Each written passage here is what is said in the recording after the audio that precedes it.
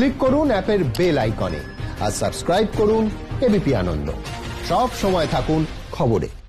দলীয় নেতাকে খুনের অভিযোগে 12 ঘন্টার বাগনান বন্ধের ডাক বিজেপির। বন্ধের সমর্থনে এদিন বিজেপি মিছিল শুরু করতেই আটকায় পুলিশ, চালানো হয় লাঠি, কয়েকজনকে আটক করা হয়। উল্টোদিকে বন্ধের প্রতিবাদে এলাকায় মিছিল বার করে তৃণমূল। অপ্রীতিকর পরিস্থিতি এড়াতে আজ সকাল থেকে বাগনানে মোতায়েন করা হয়েছিল প্রচুর পুলিশ, তৈরি রাখা হয়েছিল র্যাফ, জলকামান। গুলিবিদ্ধ বিজেপি নেতা কিঙ্কর মাঝির মৃত্যু ঘিরে গতকাল অগ্নিগর্ভ হয়ে ওঠে বাগনান। দফায় দফায় হয় অবরোধ। মূল অভিযুক্তের বাড়ি ভাঙচুরের পর আগুন ধরিয়ে দেওয়া হয়।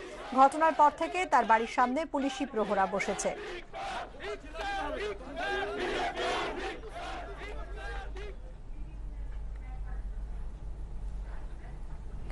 বিজেপি এবং তৃণমূলের তরফ থেকে কি বলা হয়েছে শুনবো।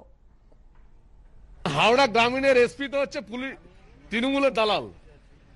কিছু কিছু পুলিশ অফিসার এখনো তৃণমূল কংগ্রেসের দালালি করছেন। তারা ওনার নুন খেয়েছেন তৃণমূল কংগ্রেসে। তারা নিজের রাজ্য সরকারের যে বর্দি হয়, রাজ্য সরকারের যে খাঁকি বর্দি হয়, সেটাকে ওনারা ভুলে গিয়েছেন। অ্যাকচুয়ালি তৃণমূল কংগ্রেস বলে কিছু নেই, আমরা তৃণমূল কংগ্রেসকে ভয় পাই না।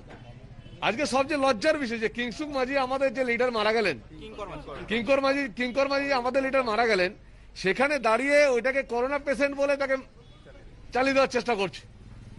একটা নির্লজ্জ প্রশাসন চলছে, একটা নির্লজ্জ প্রশাসন চলছে। আমরা ডিস্ট্রিক্ট ম্যাজিস্ট্রেটকে অনুরোধ করব, যে ডাক্তার এরকম করেছে, যে সিএমএইচ কে অনুরোধ করব, যে ডাক্তার করেছে তার ডাক্তারের বিরুদ্ধেও বিভাগীয় তদন্ত করা উচিত। বিজেপি কর্মী লিডার কিঙ্কর দা মারা গেলেন, আমরা তার বাড়ি যাব, এটা যদি যেতে না দেন তাহলে রাজ্য জুড়ে আন্দোলন হবে। যে কোনো মৃত্যুই আমাদের কাছে অত্যন্ত দুঃখজনক। স্বাভাবিকভাবে এই ঘটনাও আমাদের কাছে দুঃখজনক, কিন্তু এই ঘটনার মধ্যে রাজনৈতিক কোনো রং নেই, রাজনীতি এতটুকুও নেই।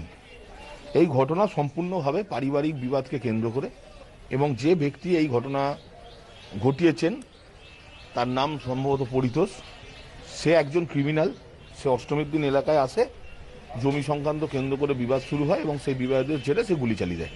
কিন্তু এই বেনাপুরের ঘটনা নিয়ে সাধারণ মানুষের মধ্যে মনে হয়েছে যে এটা শুধুমাত্র রাজনৈতিক ফায়দা লোটার জন্য একটা মৃতদেহকে নিয়ে রাজনীতি করা। এই মৃতদেহকে নিয়ে এই ঘৃণ্য রাজনীতির বিরুদ্ধে আমরা এবং সমগ্র বাগনানবাসী ধিক্কার জানাচ্ছি।